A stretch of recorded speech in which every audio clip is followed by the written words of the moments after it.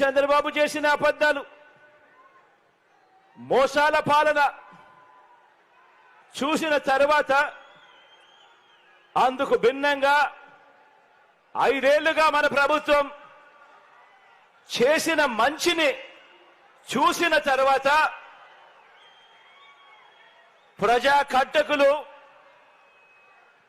కంటకులు ఓడిన తర్వాత ఒక నరకాసురుడు, ఒక రావణుడు, ఒక దుర్యోధనుడు మరోసారి పైకి లేచి తాను మళ్ళీ సింహాసనం ఎక్కుతాను అనంటే ప్రజలు ఎలా ఒప్పుకోరో, అలాగే నారావారి పాలన